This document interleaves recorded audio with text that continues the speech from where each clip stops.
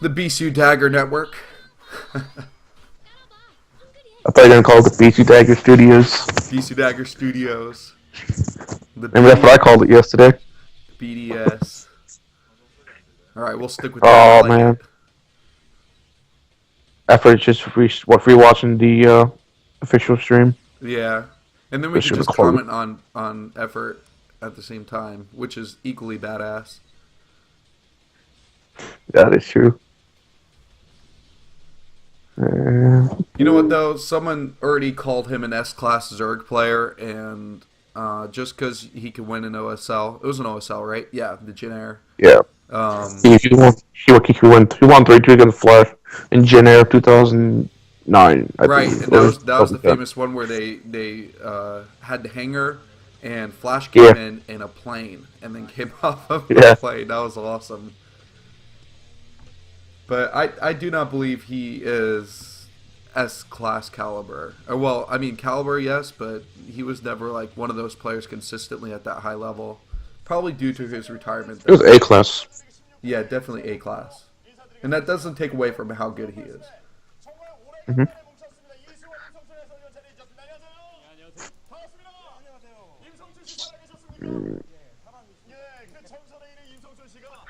So it's just while we're waiting here for the game, let's start a little talk about the matchups we have here. So we're gonna have a starting off right off from Group A. We're gonna have Pusin versus Quanro of Fighting Spirit, and then Group B will be Movie versus Killer.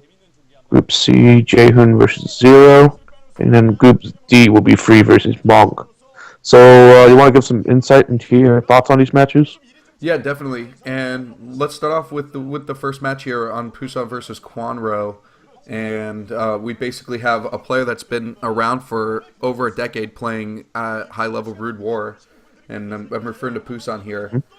But he really hasn't had too many great results since the reset of players in the Sonic era. So I hope that he has a chance to advance in this group.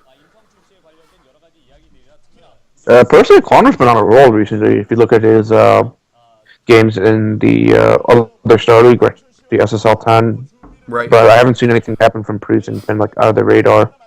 So personally, I think Quano should take it easily, but it could go both ways. Who knows? Yeah. Priest has always been a solid player. And we're on one of the more familiar maps instead of two of the new ones. So I think overall this just does favor Quanro since, like you said, he's been playing well. He advanced really far in the Sonic Star League 9 to everybody's surprise. What was it, the final 8 or 4 or something? I think he made it to semifinals. Yeah, semifinals. Yeah, so that was nuts. And then he just hit the Bisu wall.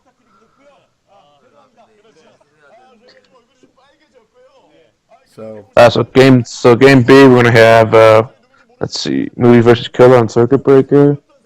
Oh boy, that's probably gonna be the game of the night. I think. right, right, and we talked about all the potential play that can come out of Circuit Breaker, which is going to be a lot of fun. I love the middle area between the mains, that dipped expansion that you have to go down a ramp to get to. It's just Hmm. it seems to be that if a game goes long enough, that's where the battle is right there over resources inside that middle, especially if you spawn on the both top positions or both bottom positions of the map.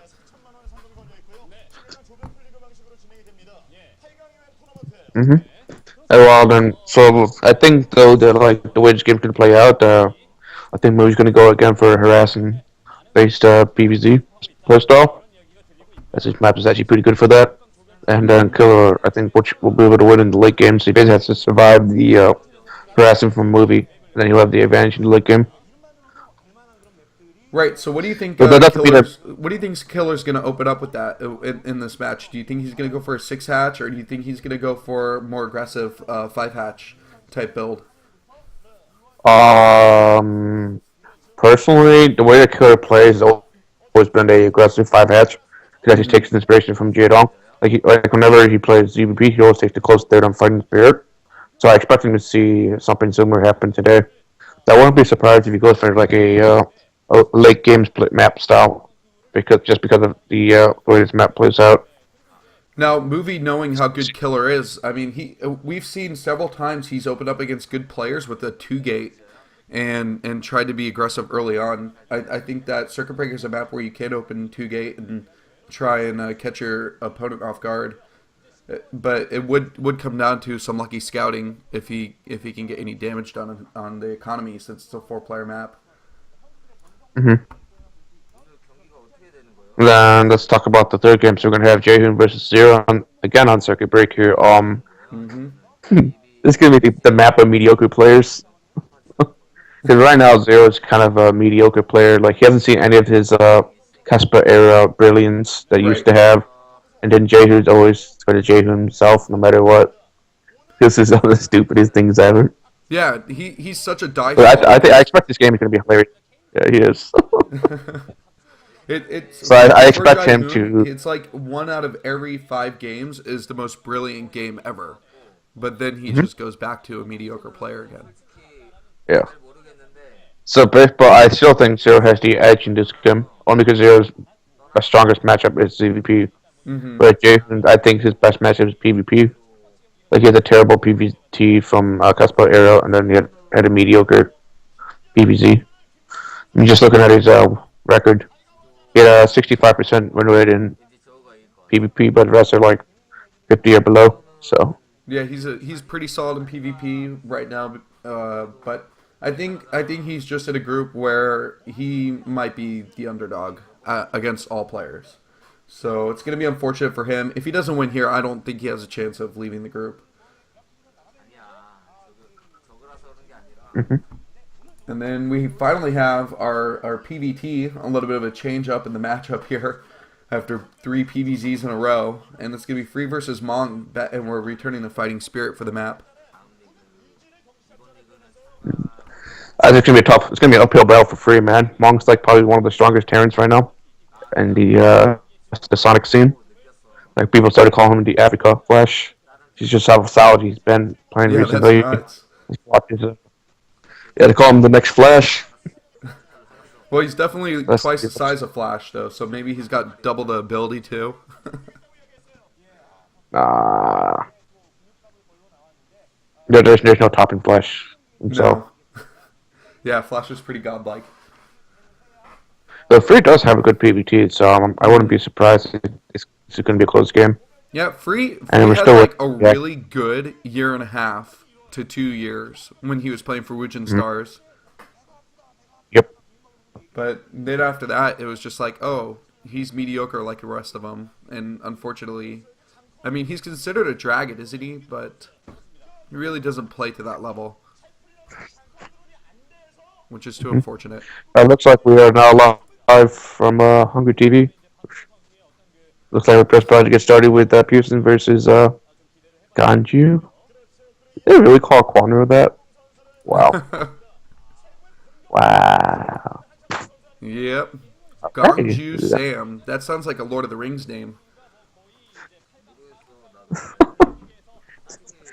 Or at least has a 54% win rate back in Cuspa Yeah. days. I'm surprised that Kongdoo isn't, like the KF Salt isn't using the statistics from the Sonic sponsored events. I don't know, some kind of animosity or rivalry going on, but I feel like those numbers are more relevant than numbers that are back in 2012, 2011. Yeah, exactly. But that is quite a few versus Protoss games in his career, considering that he wasn't really a star player on his team.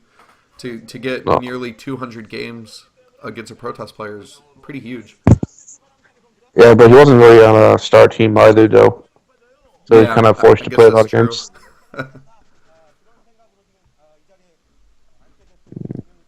So completely different Well, capture setup here. yeah. But they're still matching, though. And we got the matching colors, too. That is awesome. And I then, love the way their ties are set up too. yeah. Yeah, I shoot one of those for myself. You know, one day we're gonna have to stream with video on and just wear suits in that match. Maybe we'll do that for the I'd be finals. How does that sound? okay, for the finals, we'll do that. Yeah, I have to get a camera for that. yeah. Unless Bisu doesn't make it to the finals, then I'll probably be hiding in a cave somewhere. Nah, he'll make it. It's not OSL, man. This is MSL. Exactly. The OSL coach is not here, non-existent. So you don't have to worry about that, my friend. Oh, thank goodness. But now that SSL 10 has been deemed the OSL, Bisu just went ahead and dropped himself out, Yep. which I think is hilarious. So I hope us get started in the game pretty soon. I don't know what the casters are talking about, unfortunately. If you don't have any... Oh, we're about to get started right now. Nice. I wonder who those two guys and are those referees in the back, the orange shirts inside the booths. Yeah, they should put Real Star Girls there instead. I think that'd be pretty dope. I think they should do it back in the day. I actually You think remember? you're like a few seconds ahead of me on the stream here. Really? Oh boy. Alright then. I just started seeing the picture of the StarCraft side, or whatever, the intro here, and the verses. Alright then, so looks Countdown like now. so spawning in the bottom left at the yellow product would have Pusin. There he is, and all is glorious. Man, he's old. He's like 30 now, right? 31 something. Yeah, he's getting up And then there. spawning in top right at the Fed's going to be Quanro. Quanro made a drone, so this game's just terrible already. Terrible game. Let's see if he makes another drone. Yo, Quanro made a 7th drone. Okay, so it looks like Quanro's not going to go for any cheesy type of play, unfortunately. Yep, this is I was looking hoping for standard that. so far. And welcome everybody as you are listening to BisuDagger and Amazing XKCD on this cast here. I guess we're going with BisuDagger Studios, and this is the Kongdoo Star League. Pusan versus Quanro Real started off today, and we are all very excited. Some crazy resizing going on the stream though here. I don't know if you're noticing this also. Yeah, they're resizing it for the ads. And then, what's actually interesting is I'm actually curious about Quanro's scouting overload. You notice how it's going diagonal completely? Normally when you send your first overload, you send it to the nearest natural. Right. But we're at Quanro's scouting that if Pearson does the normal timing cross spawn, oh, it looks like you're going to scout it. Okay, I see what Quanro's trying to do. So he's basically scouting the far away natural. And then Pearson will run into it with his probe? Why is Pearson scouting directly up the middle? Well, Pearson did open with a gateway at the front, and that's definitely going to be a different type of opening here. I think he does want to get aggressive, maybe get his first Zealot out, and send it right across the map once he finds out where Quanro is. Yeah, it looks like Quanro's 12 hatching, but the thing is that Quanro's spawning board should be up in time by the time the Zealot arrives, so Quanro shouldn't be in that much of a trouble. So I think you still will be forced to make a sunken. So it looks like spawning pool is just about halfway done, and then both players should know by now where they are. So I'm surprised that with Pusin's scouting pattern, like what he basically did was he scouted halfway and didn't see an overlord coming in from the bottom right, and then he's immediately just started scouting cross spawn. I actually thought an interesting scouting tactic. You know, it's a bit risky though because Quanro did the same scouting pattern he did at the bottom right. Pusin's timing would be completely off right away. And it looks like Quanro still doesn't know where Pusin is, but now he should know by now, based on that drone scout he did. Looks like Pusin is just harassing. Some good tactics right there. Good use of that APM. What we have here, the first slot almost arrives at the natural. Quanro taking an early gas. Oh, sorry, that's not an early gas. Looks like Quanro is pretty confident that Pusin's not too gating or anything like that. Mm-hmm. So he's going for the standard, the 3 hatch before layer build. Wow, Sal's already in the main base. Gonna have a little bit of engagement with the Zerglings. It shouldn't be much of a problem for either players, though. Yeah, this is a problem for Pusin. He lost that probe right away. You can't get that 2-shot off. Oh, wow. So the probe does get focused down right away, and this Zealot here is going to eventually die too. Just too many lings out, and pretty good defense for Quanro so far here, as he's able to survive. And then the other bad thing about that was the fact that Pusin lost his art without getting any Zergling kills. So there's actually some really nice micro coming in from Quanro. Mm-hmm. I'm not even sure his fourth will be up in time because Quanro's sending a bunch of lings across the map. And that's exactly what you need to do as a Zerg player, is if you are going to build you're going to build your 6 lings right away. Usually, it's just part of your build order anyway to be defensive. But once you have those lings, just send them out across the map and see what you can take advantage of. If there's not a good wall off, a late cannon due to a forge expand, or just because you took out part of their army, you might be able to take Oh advantage wow! here. Going for the run by. Going for the run by. Yo, Oh dude, wow, Houston is so these much. lings are yep, exactly. They just took a great advantage here. They're going right inside of the natural base, forcing the probes away. They tried to block the ramp, but it looks like they're just going to resume mining at the natural base while the zealots are going to be chasing around these lings inside of the main base. Oh man, it's gonna. Houston shouldn't lose from this, but you can be set behind so economically. You have to worry about the Zergo crash, and this lot quantity showing up quite heavily since Pearson has to be occupied with 6 Zergums in his own base. Will Connor get a promo kill? No. Meanwhile, Oh wow. Electric is on the way for effort while all this distraction is going on for Poussin. Effort? I didn't know Effort was Or, playing. sorry, not effort. Quantro. Effort Hundred? was on earlier, guys. Excuse me. You're about 3 months early, my friend. Oh my goodness. Oh, I No. like what And the Pearson's wrong doing. league. Yeah, I like what Pearson's doing. He's sending 3 zealots to the third base of Quano to force the Quano to play a little bit more defensive. And this gives Pearson time to kill off all the Zerglings at the natural, which looks like he will be doing. So actually, both players escaped without much economical damage. And, But and this forces Quano to make does a a great job of reacting to those zealots and keeping his third base alive. yeah, but I think he overproduced too many links though. Like he really kill off the zealots, but what it does is that it allows Pearson to get back his economic disadvantage that he lost. Right. I want to see inside of Poussin's natural also to see if he canceled that cannon or decided to keep it alive.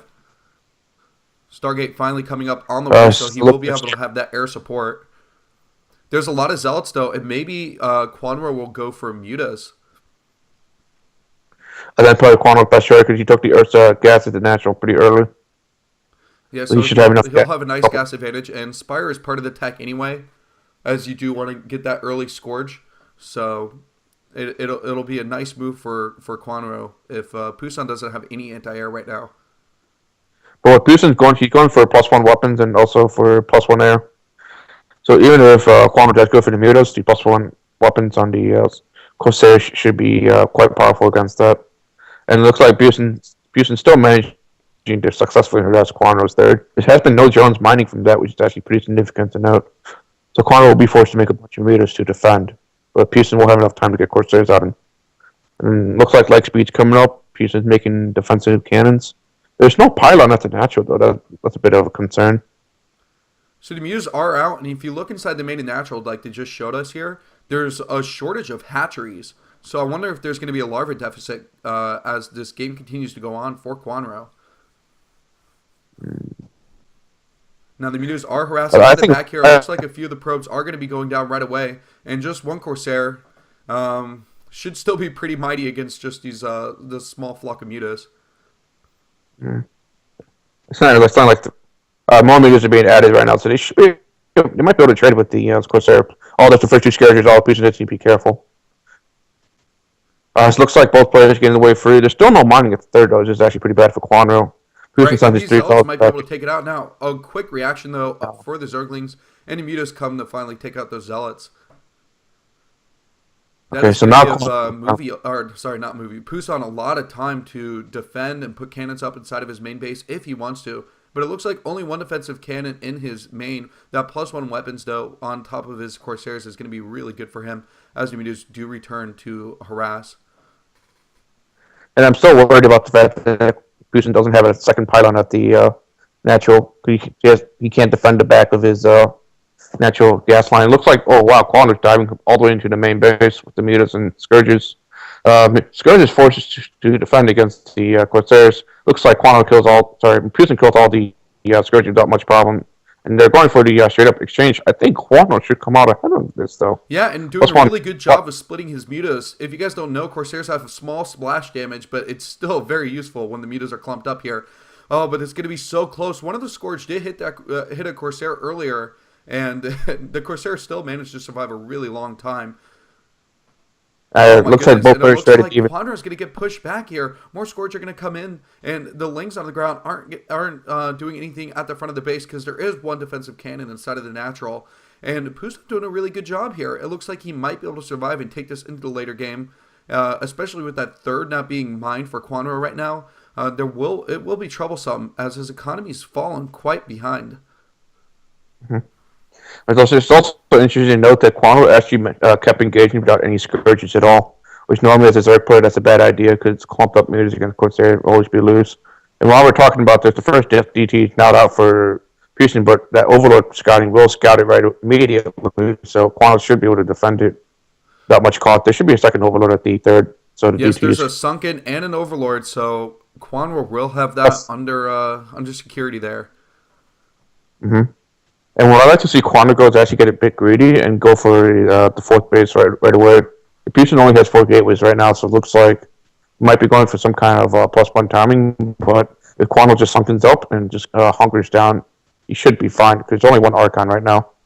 Looks like the DT is going to try to hit the natural, but it's been divided by all the Sunkens. And it looks like, wow, Quantico's going to try to dive into the natural again with the Mutas. This And time here he has comes more the push. scourges. Ooh. He did focus on that cannon, which is going to be really nice. And he will have free reign on this natural base at this time. A High Templar is going to get picked up. Oh, he lost Very Templar. He lost kill. Templar. Dude, he has no storm. Oh my goodness. And now another Templar does pop out. There is no upgrade on the Talisman right now, so he can't just have immediate storms as he comes out of these gateways. And he's lost the other Templar too. He has no storms. Oh Who's my going for God. Pusin's in a lot of trouble here. Where's his Archon? At this time, there's no Archon in his main base to help defend. He sent it directly over to the third. A lot is going to die for Quanro at this time, though. Well, Quanro should be safe, though. He should have enough value units. Look at all the Zerg consuming across the map right now. Plus, with the 5 units he has there, should be enough to defend against this. So I would be surprised if Busey managed to get any more damage. Or there's a hatchery down. A lot of Mutalisk coming in.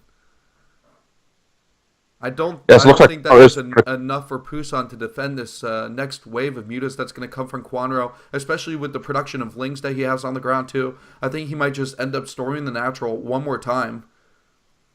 But what's good to note that Pusan does have +1 air now, so that will help out a little bit, but not having any storms is going to hurt a lot. And no cannons either. Looks like Quanro's again going to engage naked without the Scourgers, but he's managing to do it successfully because there's nothing to hold him back.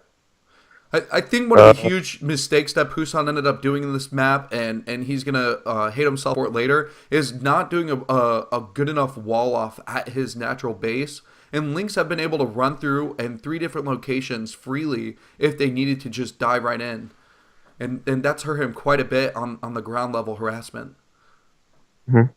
Looks like Pusan again going for another attack at the third, but it's not going to be that much helpful with their mutas and more Sunken being produced to defend against it. Looks like mutas are going to come back to hold, but I mean, it's just kind of desperation mode for Pusan right now. But the thing is that considerable amount of drones do manage to survive over at that third base, and he's probably going to want to end up taking a gas eventually, just to maybe transition into that later game. So Quanro's got to focus on economy at some point, or just straight up win right here. The Muta's going in again. He couldn't kill that Archon before he finishes Morgan. Oh, that no! Was so clutch. Oh, that was clutch. The Archon only gets 1 shot off, but it's not going to do that much. Looks like Quanro's been backed off by the. Looks like Pusan managing to send out zealots at apparently is forcing Quanro to play defensive. He's giving Pusan some time to recover, but I don't think it's enough at this time. Like he already has a huge Muta Scourge flock. And 3 zealots at the time is not going to really do much. Oh, wow. That's all. Especially with that sunken, hidden, and such a difficult, walled-off place to get to. It's showing how good your SimCity can be at the third base if you build it correctly. Oh, it is about to go down here, and fortunately another sunken is going to be morphed in very shortly here. A lot of cannons inside of that natural base to try and pick up these Scourge. And you can actually target with the cannon. The High Templar out now, and Storm might be able to come into play if he can keep the High Templar alive long enough. Quanro just lost all his mutas. Oh my goodness. He just quad holds himself. Did you not see that? He just lost all his mutas. Dude, Quando's behind. But Like, Quanro does Houston have a fourth was... base, so let's not forget that here. And he might be able to transition into ground play.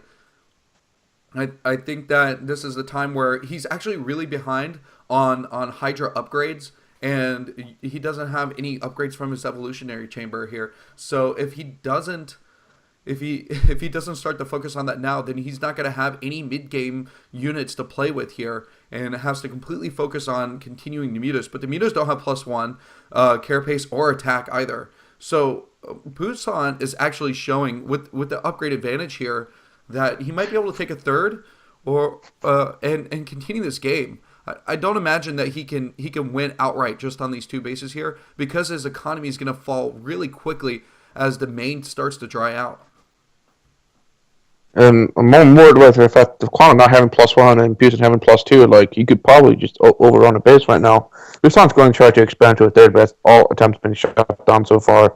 We'll have to see if the Hydras become lurkers pretty soon. On with their morphing time with this attack coming in with 2 Archons. It's actually a pretty deadly attack coming in from Houston. Yes, and I think without Quantum the needs to make lurkers here, it's going to be very difficult to hold. Even with the way he did set up his buildings here, it's really hard to get inside to those sunken colonies. But the Hydra's getting microed back. The Corsairs are going to come in here, and is there deadly DT mixed in? We don't see any DTs yet, but there are no Overlords, so that is an option for Pusan to bring in if he wants to. But those 2 Archons that do come in are going to deal a lot of damage right now on the ground. Oh, eventually they do get picked off, and some decent defense from Quanro. Yeah, that's some pretty good Hydra, Michael, pulling back the Hydras away from the Zealots while trading fires at the Archon, target firing the Archon down. So it looks like the Busan hold will be pushed, and I think both players are just going to play the safe again. Quanro pushing out again with his Hydra force. And you can see at the 9 o'clock that Pusan is going to attempt to take his third. And this is that critical moment. If he can hold here, but he got rid of so much of his army that it's going to be much harder to hold the third base. This is why I think he made that mistake where he should have just held onto his units and stayed defensively so he could deal with these Hydra waves at the defender's advantage instead of losing them all trying to dive into that natural base of Quanro. I wonder why Quanro's pulling back, because Pusan has no... storm, so I think Quanro could actually come out ahead if we were to directly engage.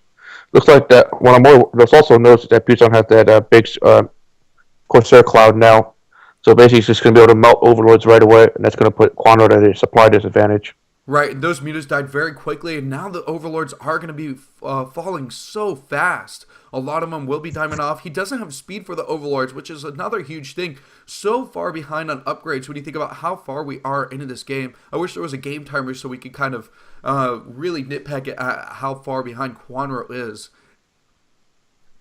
But look, but Pusan almost mined out his main base, but he's still going to have the 2 base economy, but the thing is that Quanro has no tech. I don't know if he's going to be able to hold this next push with just Hydras. He's not moving back any of his Hydras, though. They all just kind of seem clumped on that bridge, and he should just probably pull back and use his sunken colonies to help defend. But wow, Hydras will manage to be effective. Like, Pusan's the one folded back. He lost all his zealots, and he might actually lose his 3 High Templars right now. And now using the Dark Templar to just get as many kills as he can. One storm does go off. A really nice storm that's going to whittle him down. He should have a lot of red Hydras in that little clump there.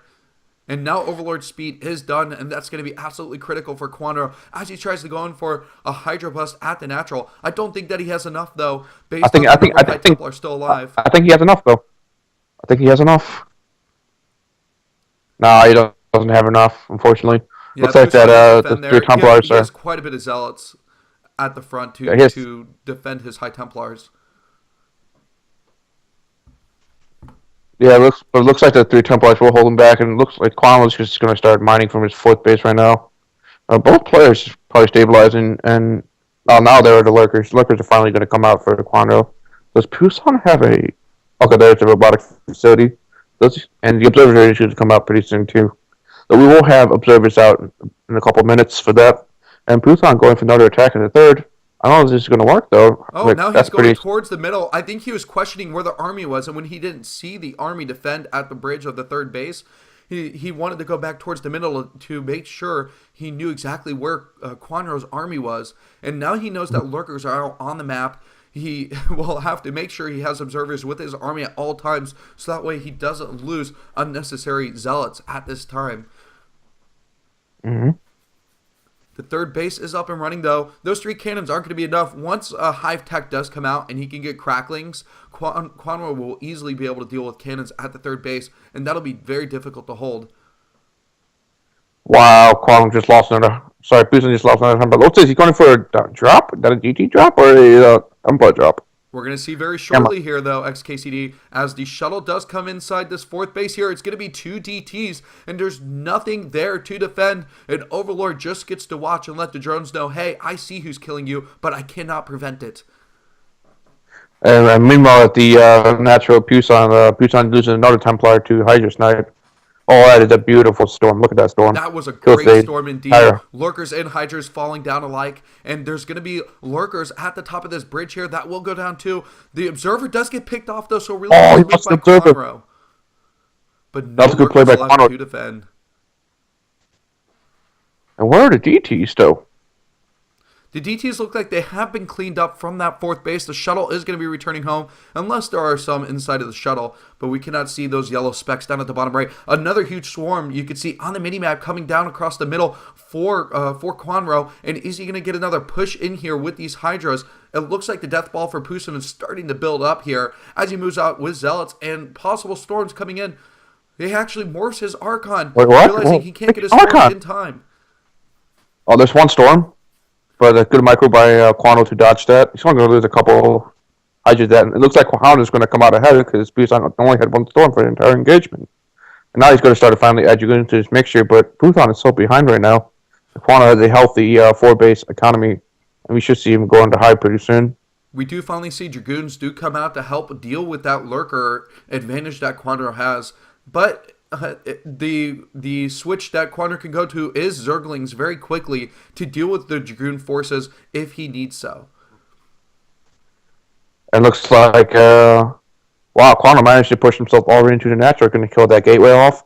And maybe that forge? Would he get the forge? One decent storm, but that second storm really doesn't get anything done. And now there is a Hydra advantage for Quanro as Pusan tries to get more Dragoons out to deal with these forces. Range versus range is what Pusan wants to do here, but his natural is slowly coming down. There's hardly any minerals left, and Pusan might need to take a 4th base very shortly here, or else he won't be able to stay in with the economy of Quanro, who still has actual mineral patches inside of his main base.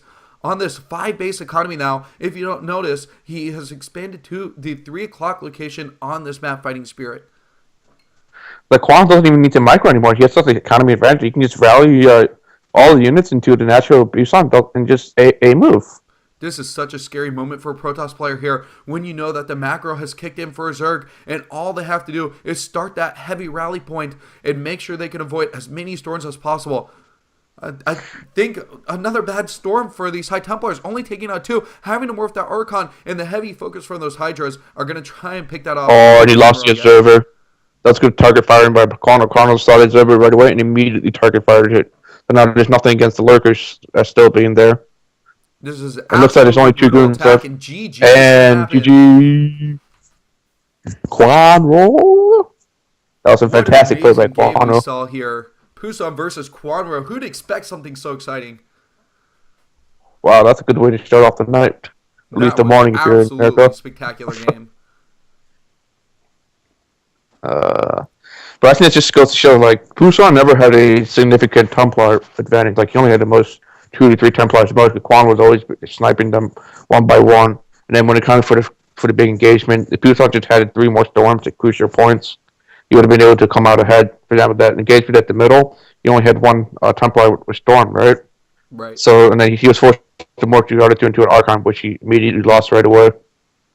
So I think this is also important to notice that, like, if you want to go for a push like that against a really big Hydra force, you need to have Storm. That's like a great equalizer in this matchup. Right. You're trying to go with naked Archons and Zealots. Won't work, but will work before the Zerg has macro kicks in. But once it kicks in, you need a huge AoE damage to come out ahead. And also, Pusan did not have a early third or no chance to get a fourth as well, because you mined out both his main and natural with being constantly harassed by Muta, so his economy is being destroyed at the same time. It looks like we're going to go into an interview right now with Quanro, unfortunately. That is a cute Stargirl, but I have no idea what she's saying. Maybe some translators in here. Same here. I have no idea what they're saying, but cute Stargirl indeed. And I think that game, even though it was back and forth and both players were playing really well for so long, that one critical moment, like you're saying, was when he did push in with those two Archons and no High Templars. And what I think also Pusan could have done is if he had 3 or 4 Dragoons mixed in with that army to pick off the sunken colonies, because using that extra range to pick those off and focus them down as your Zealots are and Archons are trying to go against Micro Hydras is a little bit more of an advantage there when you're dealing with the infrastructure of a Zerg player that really has it down to a T at his natural base. But then, And what also... I'm wondering what a Pusa could have done, like... I was more questioning his drop. Like, he tried to go for a DT drop that did no damage. Like, maybe should have tried to be more aggressive with it, or even try for another drop with the natural. But Quanro had all this bases covered with the Overlord spread as well. right, And also another thing... we saw that after he did the drop, even if he lost those Dark Templar right there, he had the shuttle, and he didn't use the shuttle anywhere else in the game. It was just, I'm pretty sure that shuttle was just camping at the fort the entire time. We did catch a glimpse of it just sitting there. And looks like the interview's still going on, so we'll probably get the translations later in the day when someone has access to the VODs and speak Korean.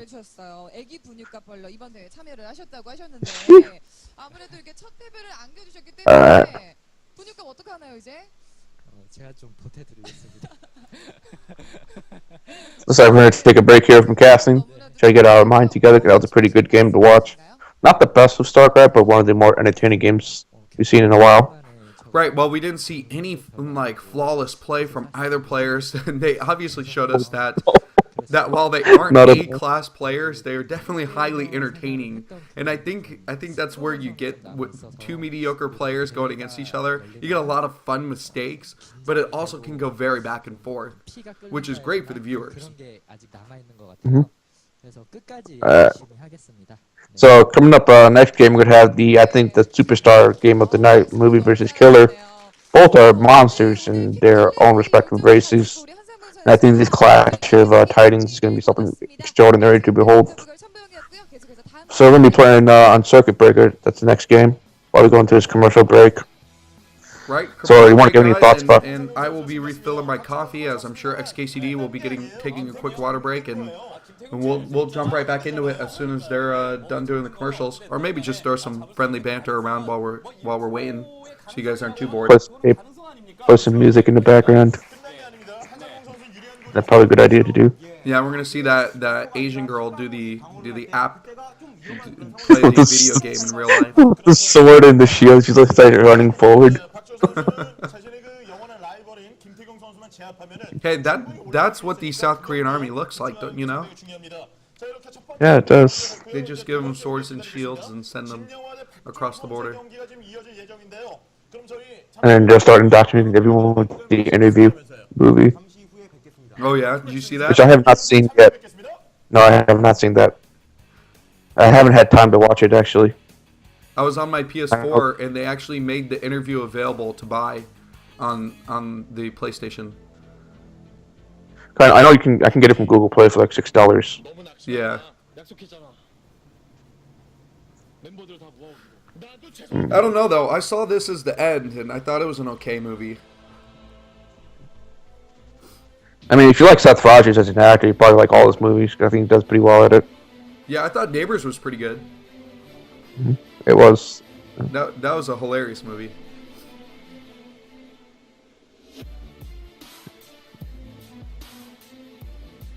But Pusin did have a. I don't know how Pusin managed to kill all the Mitas, because the caster camera, wasn't even on the Mitas dying. But he must have done something extraordinary right there.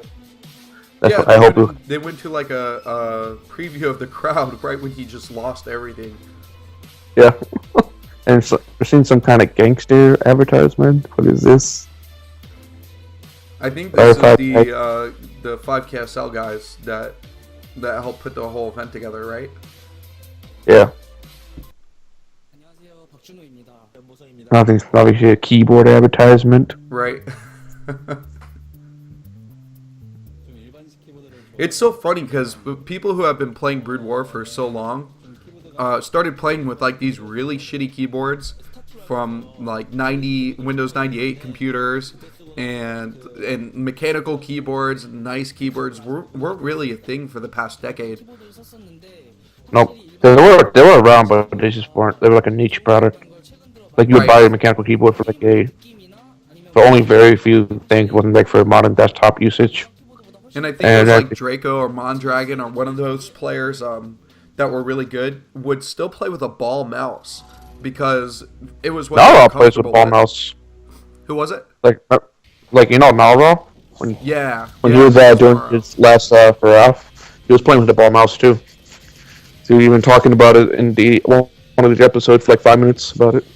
Because he was complaining that he couldn't find the same ball mouse in the hardware stores, like the electronic stores. He had to go borrow one from one of his friends. That's hilarious. Because those kind of mouses were very rare in Korea because of the prestige they had from all the StarCraft pros using it. Right. And here we have a StarCraft 2 advertisement and a StarCraft 1 stream. Trying to reignite the passion in StarCraft. I mean, Whatever it takes.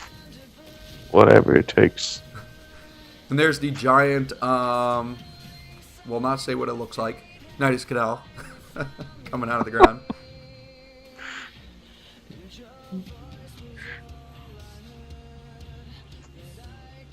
Mm-hmm. And a massive battle cruiser. With the Hyperion crashing, I think. Yep.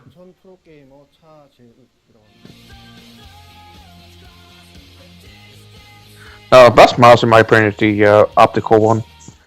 Like I've never been a fan of laser mouses because when I play Counter-Strike with laser mouse, it always feels bad. But when I play with like an optical sensor, I feel more comfortable with it. Yeah. Looks like someone else will be co-casting SSL. Oh, interesting. Well, I know that Sale is going to start casting SSL. Isn't it actually a terrible time for him though? Because I think the Sunday games so he said or SSL something. been like SSL was like 10 p.m. Eastern, which is like 3 in the morning for him. Yeah. So it's always time. Is that any better than us up at 5 a.m.?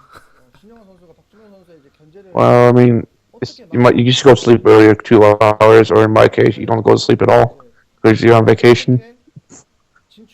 Are you on vacation now? Yeah, vacation from school break. Oh, I gotcha. You going to school in Chicago? No, I go to Purdue. Oh, wow. That's pretty cool. Yeah. I'm glad to be done with education. Yeah, I feel you, man.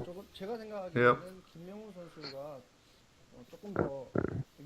Now I write programs for war machines. I'm actually the same thing. later today. I have to do a 5.5 hour drive across Florida to Pensacola, and I'm working on a gun trainer, which is the gun from the bottom of the Apache helicopter, and I'm teaching people how to work the gun. Can you just remote the site, man? Yeah, it'd be awesome. In case you can't VPS or RPD into the site, you gotta work on site. You can't like VPS in or RPD. No, remote? I gotta be on site, unfortunately, because our trainers have 60-inch touch screens where you can completely take apart an Apache helicopter with your hands and on the touch screen, and so it's like this whole interactive thing. Ah, interesting. Yeah. So I've got to manage that on top of doing the hardware-software integration. Mm-hmm. And that gun gets really loud, so people get pissed off because we're always firing it.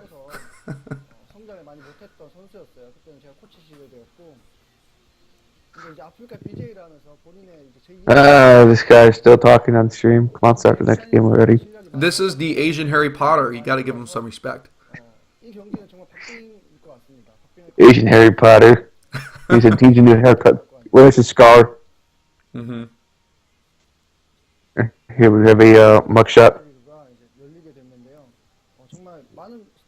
I think that would have been an awesome twist to the whole Harry Potter thing, is if they actually casted an Asian person who had to pretend to have a British accent.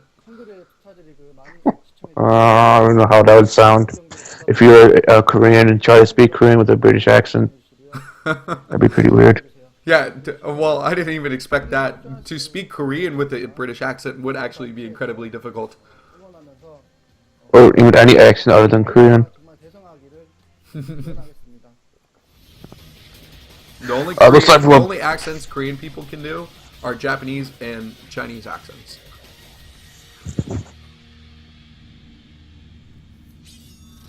Looks like we're going live back from the studios again, so we're going to be starting off with Movie versus Killer on Circuit Breaker? Yes, Circuit Breaker. Alright, Circuit Breaker. That's a fun space map with a pretty open natural and then a close mineral only third. While there's also a far away third, that's like they're kind of like lower down on the ramp, low ground. Right. Generally, what we see is that Zerix will go for the split map play. Because that close third is at a kind of a disadvantaged location, whereas Paradox will also try to go for a split map kind of situations. So generally we'll see a longer macro game.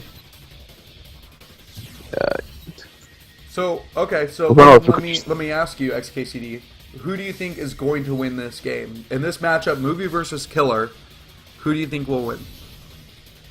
I have to give the edge to Movie if we were to take his recent performance into any consideration versus Killer. Mm-hmm. And but the Killer record though does favor Killer in this matchup. It does favor Killer, but the thing though is that I don't know how Killer doesn't seem to be playing that well. Like from last week, his games were pretty shoddy. Whereas Movie had some pretty nice games. So I still would give the advantage to Movie, but I could see Killer taking this one as well. I hope Killer wins because I'm a Zerg player. I like watching Zergs win. I know it's vice versa for you. You want to see Movie win. Put up. Okay, I gotta point something out now, XKCD. Okay, fans out there that are actually listening to this cast, you have now proof that there is a caster that is a Zerg fan and not a Protoss fan. I broke the casting mold. Expanding new horizons. Absolutely insane, which is why you're actually saying things that make sense during the game. I'm not actually quite used to this.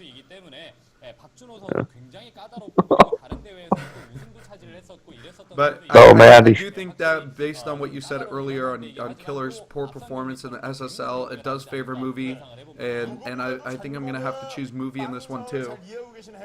Yeah. My mind says Movie, my heart says Killer.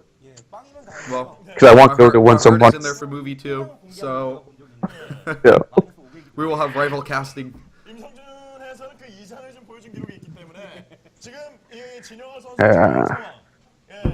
Let's see what they're talking about right now. It's for you, I think, this time. Possibly. Yeah, you have the low volume. Oh, no.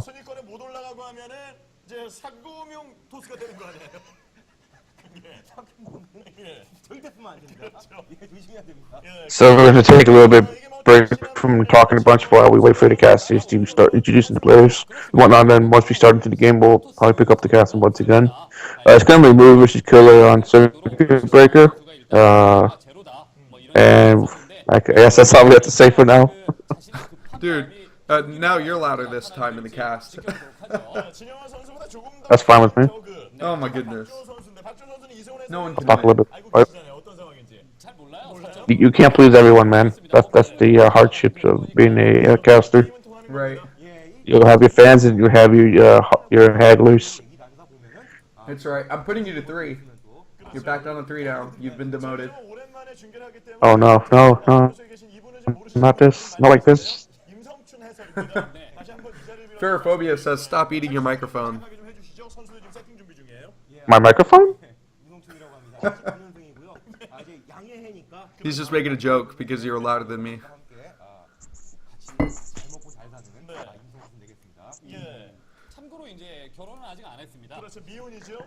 I do have a real microphone, but it doesn't work with my laptop. I only have a headphone port, not a mic port, unfortunately. Yeah. Not all laptops are cool like that. All right. Well, that should be better.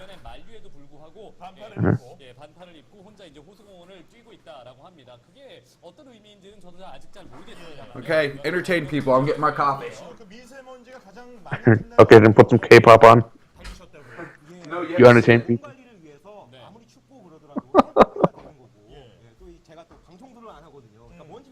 It's I guess I've been told to entertain people. I got not much to say. Other than that, I do have to point out though that the cassettes are really looking nice. I like how they keep this tradition having the matching clothing. Oh. Oh. I returned. Oh, you returned. Nice. You haven't missed anything. The game hasn't started yet.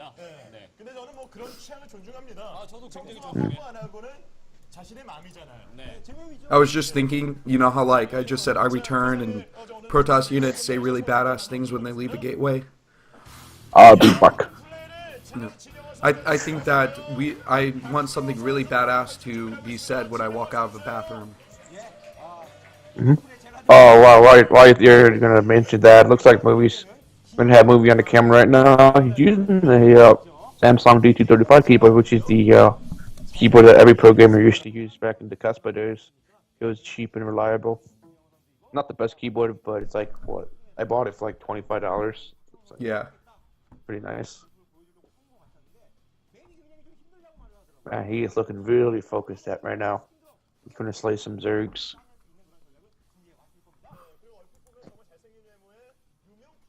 Oh man, look at his intensity in his eyes. Compared to Larva yesterday, who looked like he was going to throw up. Larva looked like a nervous wreck, and the game was a nervous wreck too. I'm not complaining that was one of the best games I've seen in a long time. Yeah. You know what? Just Movie has a jacket that's for sale on the CEJ Entus auction site. is it still for sale? Yeah, it's still for sale. I think that people aren't big enough to wear his jacket. I would never fit. I'm a extra large guy. Me too. I'm about 6'3", so I'll never fit in anything Korean. Yeah. Manlet privilege. The one thing that manlets will get us in Korean clothing. I know. Here we have Killer on the left side. He looks really tired, actually. Looks like he's been actually preparing for this game quite a lot. Mm-hmm. Kind of like this. He has the saggy eyes and everything. I want to see his keyboard though. I'm curious what keyboard he uses. They won't show it. They're probably not showing it because they want him to play with the advertised keyboard, which he's not.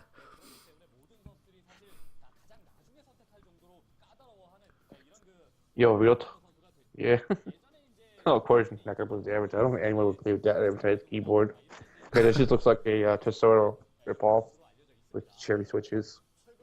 Oh, here. And it looks like he's playing with another Samsung. It's a black Samsung DT35. Oh man. It looks like we're about to go live right now into the game. The casters are introducing the game right now, probably finalizing it and stuff. Right. Trying to go over the rest of the stats, maybe announce who they think will win. And as the casters go for us, the English casters, we both agree that we think Movie will take this game from Killer. So if Killer wins, even though he has a great record here, it would be the upset, in our opinion. I would agree with that, yeah. It's going to be an upset, especially if Killer does if Killer does some kind of cheese, I wouldn't be surprised by that. Mm-hmm. If Killer tries to straight up win in macro, I think he'll lose the Movie in that aspect. Like a straight up macro oriented game.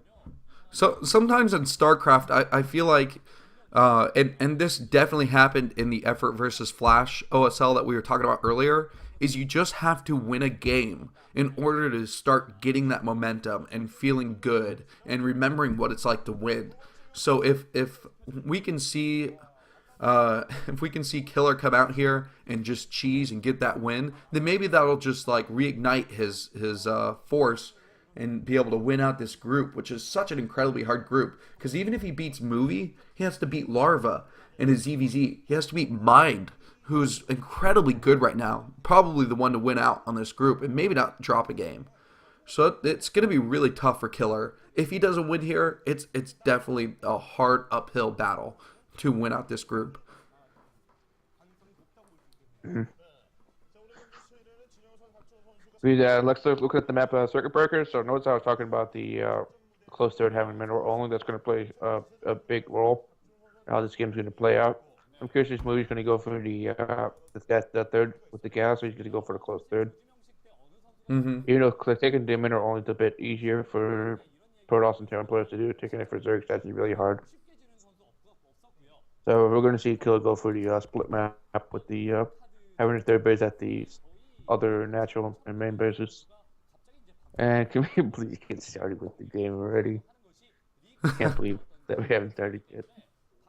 Maybe they realized yesterday that they wanted the games to run longer, and since they didn't, they're dragging it out. Yeah.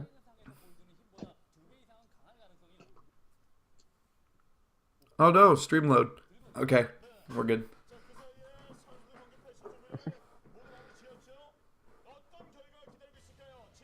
All right, it looks like we're going to have both players here. This is the Kongdoo Starz League. Everybody, thank you for coming to listen. I am BisuDagger. On the microphone with me is Amazing XKCD. And we are just as excited as you guys are to be here and casting these games early, 6 a.m. in the morning now, as we go into game number 2. This is Group B, Movie versus Killer on Circuit Breaker. Intro has begun. Mm-hmm. We are now going live. And it's waiting for the here comes the countdown. 5, 4, 3, 2, 1. Go, go, go. Wow, that's it. Even got the Pro League-esque overlay with the player name. Pretty sweet. It looks like we're gonna have the in the bottom right. We're gonna have movie spawn with the blue Protoss, and Killer will be the white Zerg in the top right. If I'm looking at the minimap correctly. Yeah, I'm right. Okay, it's gonna be the white Zerg. Killer is going to scout correctly though, which is the normal scouting pattern on that map due to how the naturals are always so close to each other. So I think Killer's going to have the CS Killer has the spawn advantage here.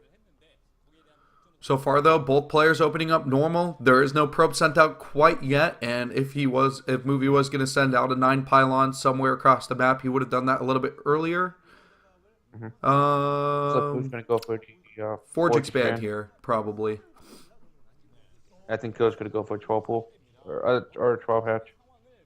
He might do an overpull actually. We'll see. He'll still producing Jones next to him. You know, it's like cheesy pool build at the moment. It is a wide opening at the natural base though, so if you do go for those links early on, you can get them inside pretty easily. Yeah, you have to go for the Forge Gateway wall off here at the natural base. Yep. Oh, and look at that. The 12 pull is underway. Or 9 pull. Overpull. Yes, overpull. Sorry. Made the Overlord and the spawning pull. So that's just standard play from Killer. Just going to get the early 6 links out to force the cannons at Movie's natural. Movie's going for the very economic build. Because like, he's not sending the probe out to scout with the 9 pylon like most Protoss would do. He's probably going to scout with the Forge right now. And he should... Oh, he's not scouting yet. He's going Forge Nexus. Wow. And this is going to be really difficult now if he does go for the Nexus, because he's not going to have that cannon right away. This could be really good for Killer. Oh, Killer sees it. If Movie doesn't see it, could overhead the extra range. Right. Wow, this is huge. This is huge. Oh, man. He's got to drop that cannon down right away because he knows that he's gone into this Nexus blind. So the cannon is down, but that cannon is very much exposed. Only about 15% of that cannon is protected by the Forge to its left, which means that the Zerglings can get a decent surround on it and take it out. Movie's going to be very surprised as he sees the Lings that are going to come by. He's going to have to make another cannon. Oh, there's the gateway now. We're going to do the second cannon. We have to see another cannon here. If he doesn't drop another cannon, this is going to be absolutely huge. He might need to pull a couple probes here. Yeah, he's pulling probes already. He's going to block off the. I think will 2 probes be enough though? I don't think so. Wow. For 4 Zerglings, it should be enough. They will die off pretty quickly here. And it looks like Killer's not going to completely commit to this early aggression and instead taking a 3rd base. I think that's completely fine because you know that Movie has no option to move out with any sort of zealot or other ways of meeting forces. So you can just churn up really hard and go right into the lair play. Looks like Movie's going to take his gas. There should be a cybernetic core at the natural pretty soon. I don't see any pylon in the main base. Right. It looks like Movie played this pretty perfectly, knowing exactly how long it takes for those Zerglings to get to his base and dropping down that gateway and putting those 2 probes over. Some brilliant play there by Movie for his opening to deal with this overpull style from Killer. Mm-hmm. Looks like the first Zell is now out, so Zell should be able to hold off any potential run by blocking that little gap. And looks like the Cybernetic Core is now going down, so we'll see the target up pretty soon. Looks like both players have their timing down pretty right, so we should see the Scourges come out at the same time that the Corsair is already out. Both players are just macroing up right now. Movie's have a nice micro keeping that scouting probe alive. It looks like I don't think Movie hasn't seen the 3rd base yet. He's probably going to try to find it right now. Right. He's definitely going to have to go out and scout and see where that 3rd base is, knowing that Killer will have a lack of hatcheries inside of his maiden natural, trying to figure out where those resources have been invested.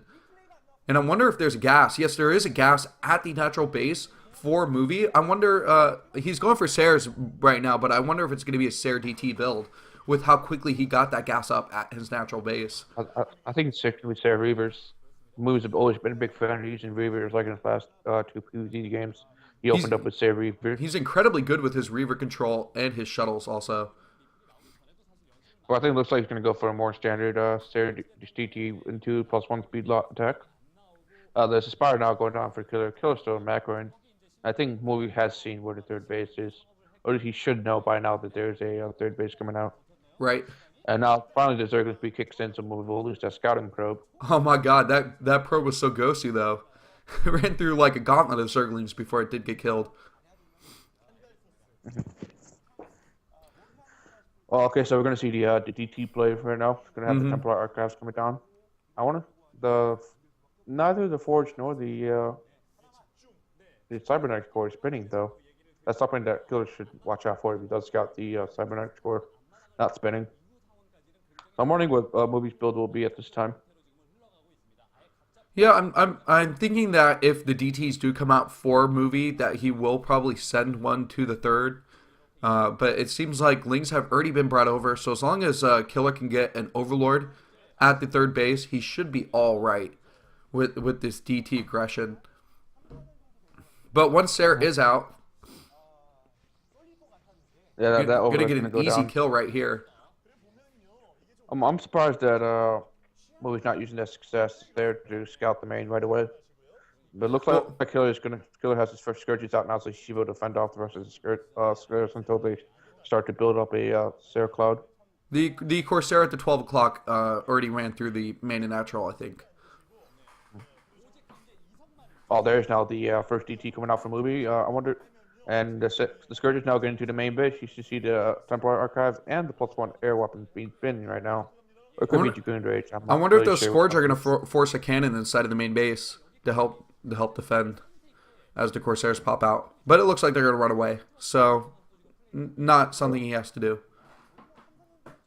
But it's still nice to have anyways as a peace of mind kind of play.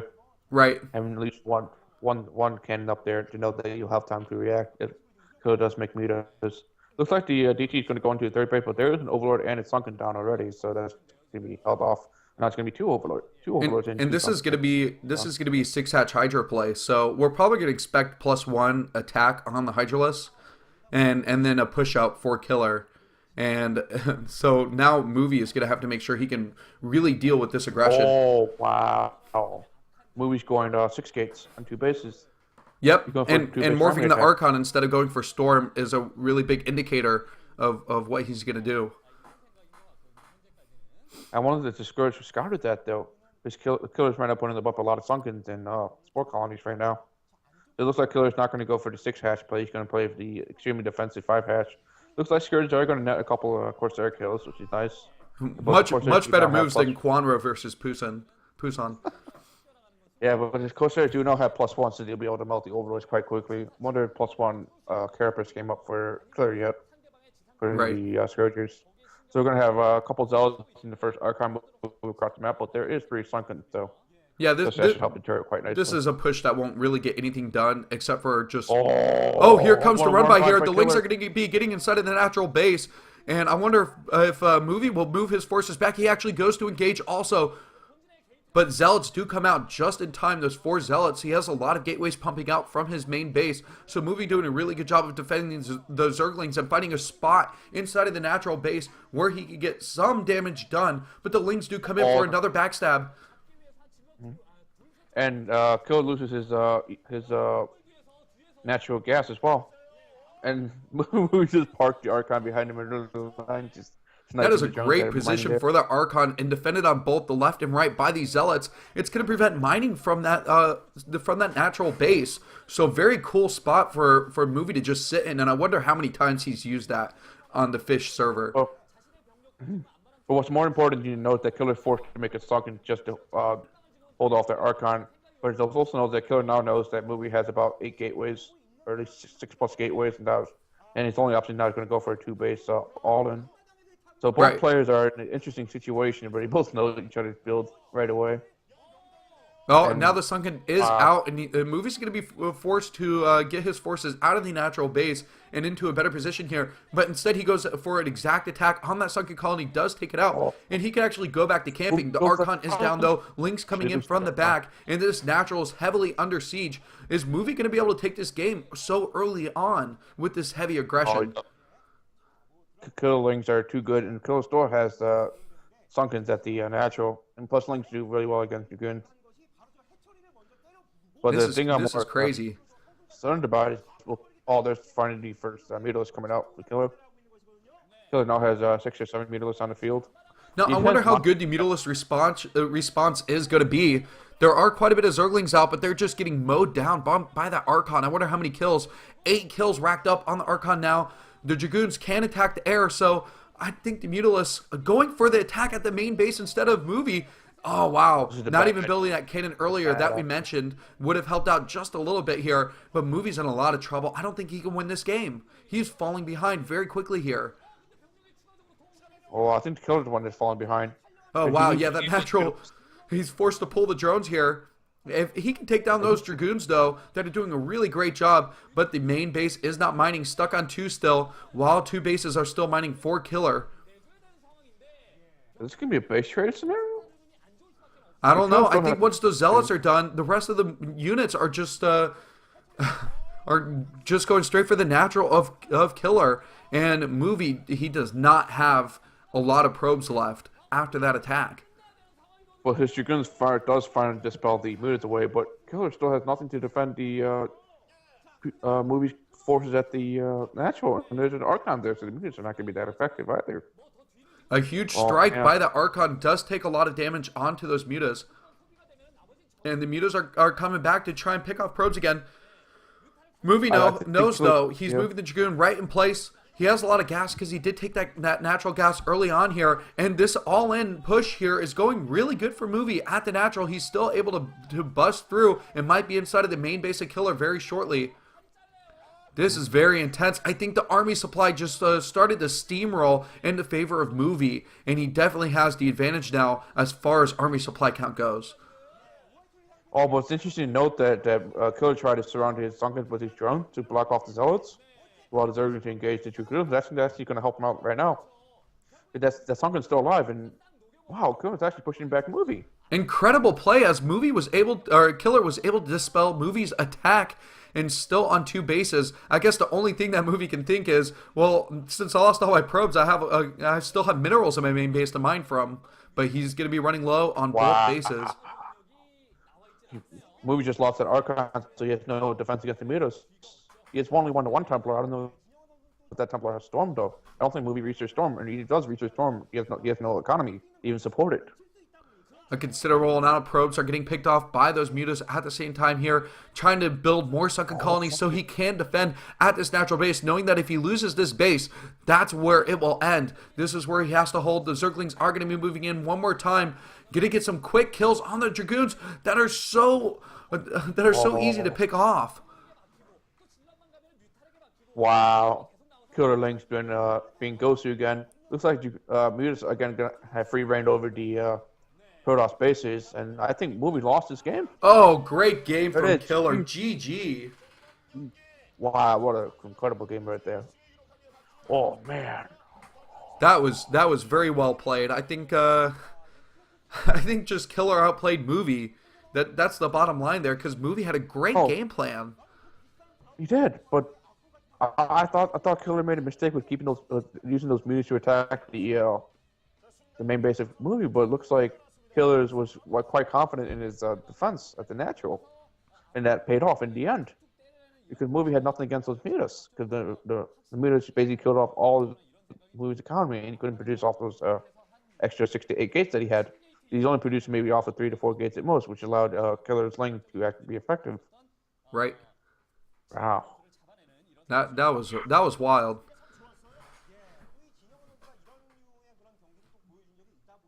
So that's the end of that game, guys. That was Group B, and the winner of that will be Killer over Movie. So he will have the 1-0 advantage, and Mind has the 1-0 advantage also in his defeat against Larva in the day before.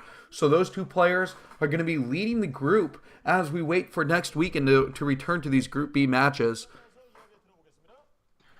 I'm quite surprised, though, at the result. I thought Movie would take that convincingly. But I think Movie made a mistake with his build order plan, because he made DTs, but didn't really do anything with it. I thought he'd go for more of some more harass, rather than going for the all-in, because the all-in was scouted by Killer quite early on. Right. And Killer knew exactly how to respond to it. And the other thing that was quite interesting to note was that that Killer had one sunken left, only at this natural. When he lost everything else, that one sunken basically helped him win the game. He kept it alive at like 5 HP or something like that. And what he did with these drones, what he surrounded these drones, like he used these drones to surround that sunken. So basically, the two zealots that Movie had couldn't come in and suicide that sunken, and then the Dragoons were held off by the Lynx.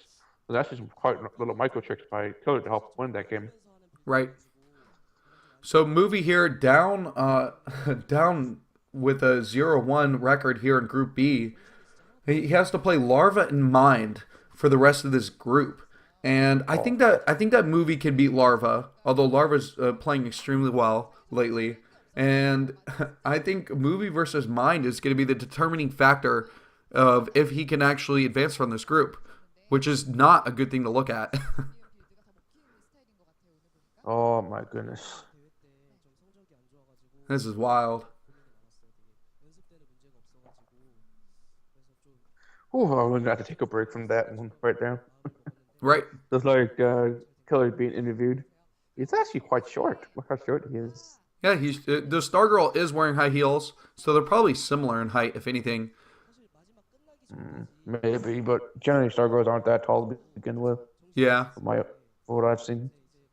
Yeah, and Killer's starting to look less like a child.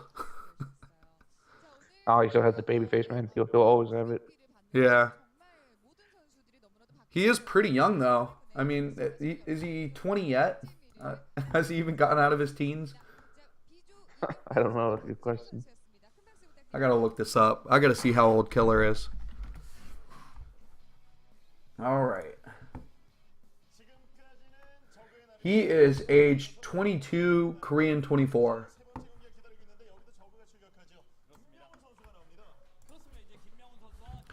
Oh. All right, guys, quick break. I'll be right back. Break, boys.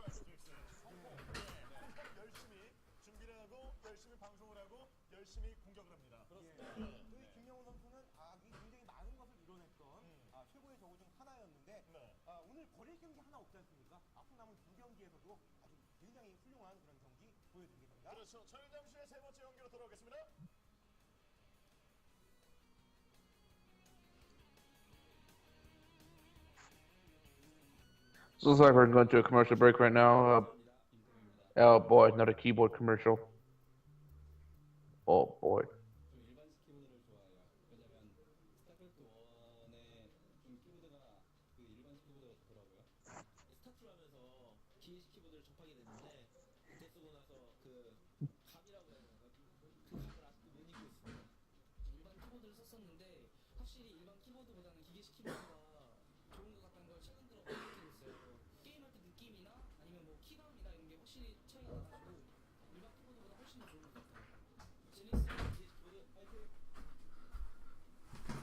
Oh, who is that sexy guy on the stream?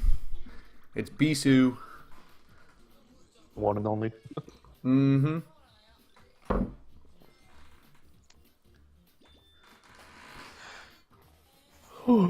Sorry, excuse me. I'm sleepy over here. It's okay. I am on my second cup of coffee. Keeps me going. What kind of roast is it? Dark, light roast, or medium? This one is trying to remember which one I put in last night. This is a light roast.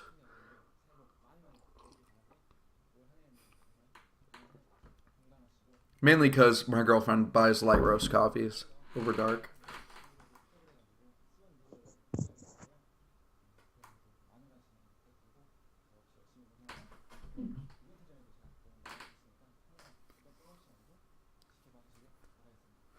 So let's see what people are saying in the chat.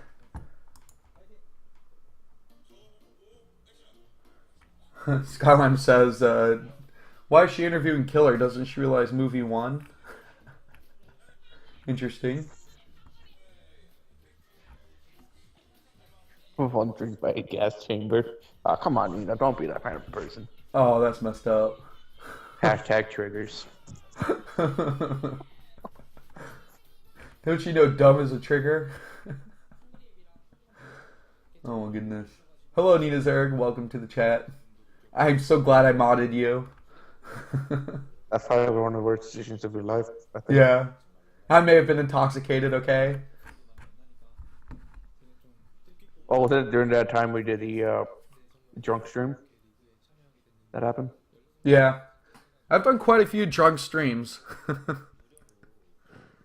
Actually, the only time I've casted a few StarCraft 2 things, and every time I've casted them, I've been completely drunk. Wow. Hey, it's the only way to make it bearable, right?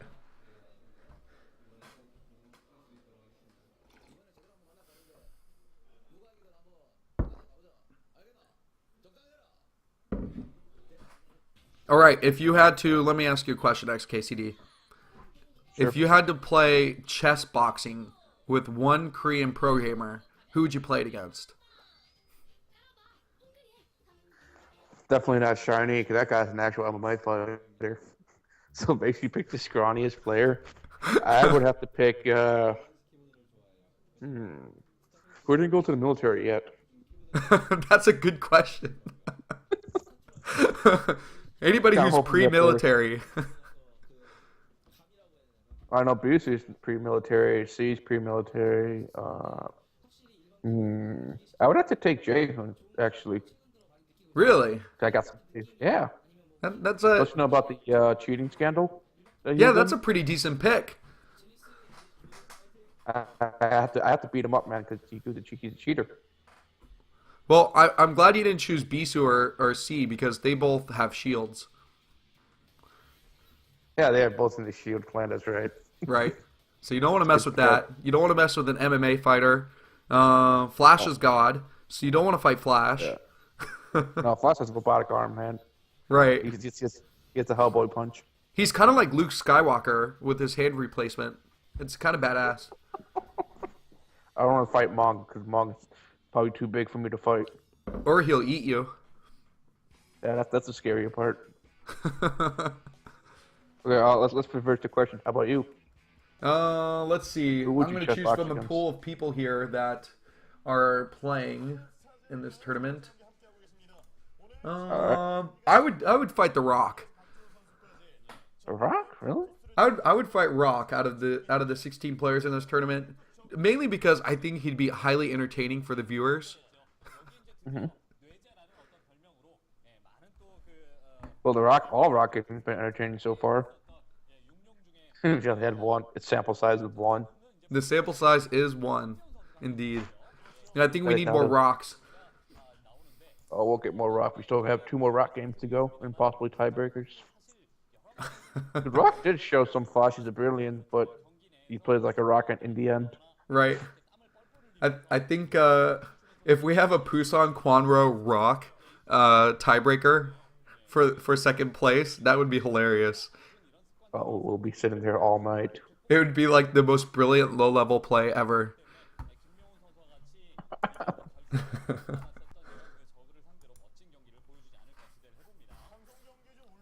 Oh boy, I don't even want to imagine casting that.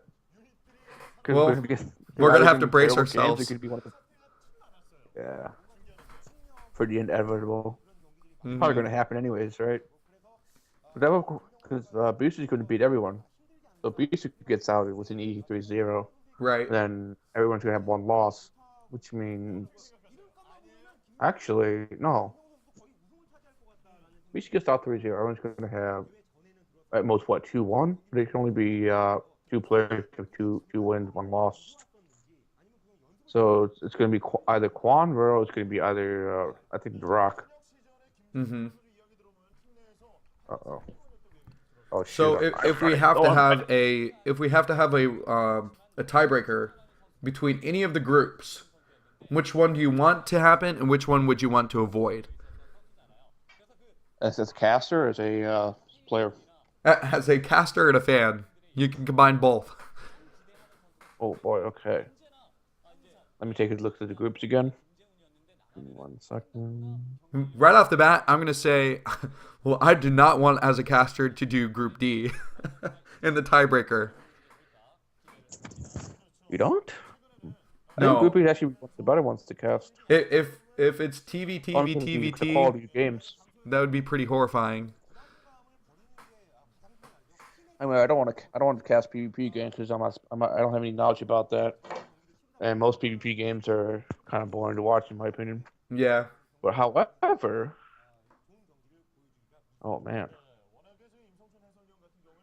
Group. it's between Group B and Let's C on see. which one I would actually want in the tiebreaker. I'd say Group C because it's like basically anyone could actually make it out of that group, Mm-hmm. and it could be a matchup versus Group B. It's also kind of I don't want to cast Group B because my heart's gonna be broken either ways. Because I want all the four players to advance. Whereas Group C, I got some clear favorites, so I'm happy. I'd be okay with casting tiebreakers. Like Right. Group B would be hard for me to cast tiebreakers in this. Like I want Hero to Zero and Haya to advance, but in Group B, I can't like make a decision. I like all Mm-hmm. those players. And then for Group D, I don't think there's going to be any tiebreakers because Piano Monk is just too strong for C and free. Really? You So think it looks C? like You we're think C's gonna lose? yeah, I think so. Oh my goodness, you are ballsy. C is a much better TVTer than Mong.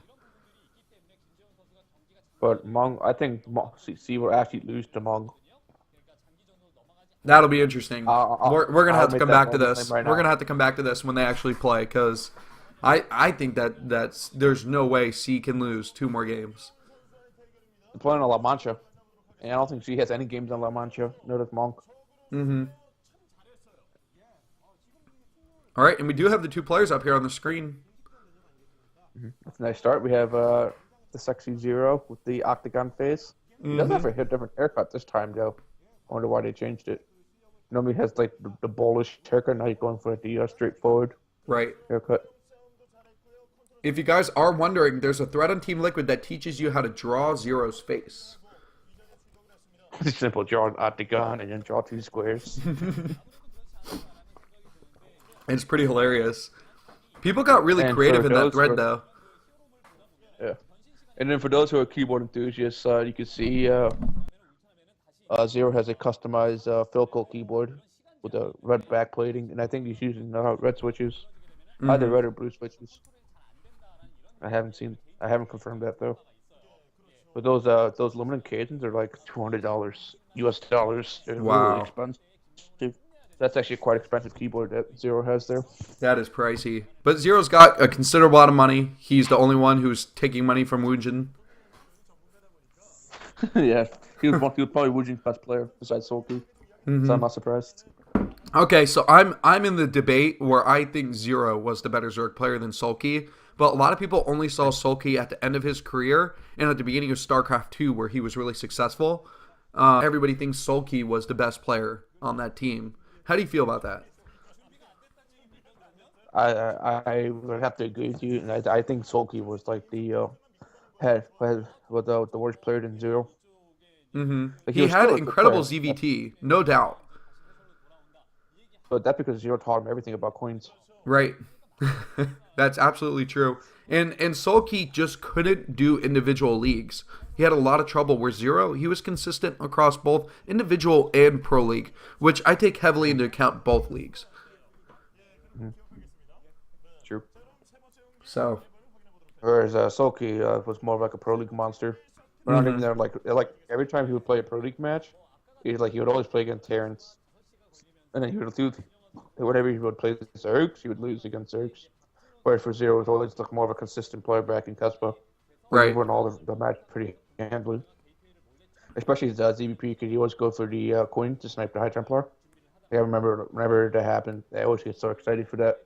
And I actually do hope that happened, that we see some Queen play. Yeah, that's I would love definitely a to see. possibility today. I hope he excites us with some Queens to snipe the High Templars with Broodlings. If we see anything Oh my that goodness. resembles the excitement from last game, since we're on the exact same map with the exact same matchup, it's definitely going to be exciting to watch this third game. Well, But okay, we got to choose. will. Who do you think is going to be the winner here, Jaihoon or Zero? Zero. Straight up. Javon has like a 38% win rate against Zergs. Right. I don't think Jaihoon has a chance. I mean, we could see some weird stuff happen, when Jaehoon becomes, he's an enigma, right? So every once in a while, he becomes this most brilliant player. But at the time, he just flops hard. Yeah, I think if Jaihoon can harness his teammate ace stature that he had for like that little glimmer of time. Oh, that was a fluke, man. That was a fluke. Yeah. That never happened. He's like, well, no one else is good on my team, so I guess I'll step up. Although he did have Killer. Killer played for teammate. The teammate was just a disaster.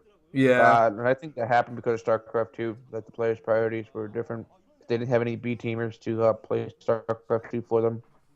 Yeah, that was a really that tough entire thing. thing- And their team house was kind of not a house, if you remember. It's just like a 2-room office, something like that.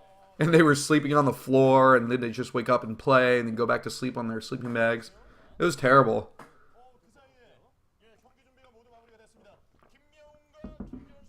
And the A-teamers had to do the dishes. Yeah. The reason why a lot of pro players don't want to do dishes, though, is because they hate when their hands get all wrinkly and soapy from the water. Yeah. Because you can't play well. All right, here we go into the game. This is Kongdoo Star League. Everybody, I'm on the microphone. This is BisuDagger. Along with me is amazing XKCD, and we are going into match Group C, Jaihoon versus Zero on Circuit Breaker. That was an interesting comment you got to stream. Both guys in the booth are there specifically for Jaehoon. So it looks like we're going to have Zero spawn at the bottom right. It's the bronze Zerg, and then Jaehoon spawn in the top right. It's the red Protoss. So we're going to have opposite spawns, actually. but still the same scenarios So I got to point out something in that terms has of become absolutely amazing since I've added XKCD to this co-casting group that we have for the KSL is the fact that he can tell the colors of the players when he announces them at the beginning. I am colorblind, so I haven't been able to do that for 2 years now. really. Wow. That is true. That's the Well, sole it reason looks why I like asked you to join me. uh let's see what you did there. So it looks like Jason's gonna go for I guess a standard forge expand build. Mm-hmm. Notice how he put that pylon a little bit back when Movie was Right. doing it in the bottom position. He had it like all the way up in the front. And I think Zero's gonna go for a 12 hatch because Zero's a more of a kind of guy that does it. Jason is shot in the correct direction though, so he could do some probe shenanigans. Like pylon blocking the natural or even harassing stuff. Right. This is going to be very advantageous for Jahoon as he goes into Zero's base here. And the second Overlord is out going to the left. So Zero's going to go for the overpool. So even if there's a pylon block, the Zerg should be able to kill off quite quickly. So it won't affect Zero that much. But this will force Jahoon to put at least a cannon up early on. You can't be that greedy. Right. So, wow, Jahoon's trying to harass the drones. He's already lost all his shields on the probe, though. I wonder if he's going to lose it before it can get any good information. Oh, and he does! He loses that probe! Oh, that is a huge mistake. Now he's in the dark. You can keep that probe alive for so long, considering Zerglings without speed cannot catch up to a good, well-microed probe. For you. Wow. He's already hooned himself. And he's still going to go for the Nexus first? Oh, my. No, he does drop no, that cannon down, so... He has to put the cannon down. He will stay defensive here. Yeah, he doesn't know how many Zerglings that Zero could be making. And I think Zero should just make 2 Zerglings and then just make the rest Zerons. What's this early gas? Why is Zero making early gas? We're going to see cheese? Oh no, he's sending the third drone out. So he's going to be early gas for the earliest fire timing. And the probe's going to see this. Right. So Jason's going to think this is a 2-base all-in or something like that. Fortunately, Jahoon does send an additional probe in there to scout instead of trying to continue to play blind. That way he knows that he doesn't have to drop down a second cannon just yet, and he can get his gateway out before he has to go any more defensive. Yeah, but he has to find the third base now of Zero just to confirm that it's not a 2-base all-in. Right, like that's absolutely critical. Wow. This still could be a heavy early speedling type aggressive build, even though he is taking a third across the map. Well, I think Zero's going to go for Mutos. That's my, I guess, premonition. He's going to go for Mutos first. And I think it's crazy the number of mutas we've seen between the first 2 games now. If we have another muta build in 3 ZVPs where mutas have become more obsolete in this matchup. I think they're trying to, like the meta game, goes in a circle. Mutas are good, and then they become bad, and then become good again. Jahoon put in the Cybercore in the low ground. That's kind of interesting to see. The only with Protoss will have the Cybercore in their main base. So they don't have to lose it right away. First cell is now out for Jahoon. Probably just gonna go scout around, see if there's any Zerglings nearby if you can kill Right, off. check that third base. But Lair's going to be done very shortly here, and then the Spire will be going up inside the main. And this probe finally staying alive a little bit longer here. And it's much harder to tell if there's anything evolving or anything upgraded inside of a spawning pool or evolutionary chamber. Yes, that's one of the qualms of the Brood War design. You don't know if the spawn or any Zerg buildings are being upgraded. So it looks like Jason will finally complete off his natural wall off with the pylon and the Zealot. Where's the Stargate? Does he have a Stargate up yet? Wow. Oh, second gateway. Okay. So and he is getting that +1 on his Zealots.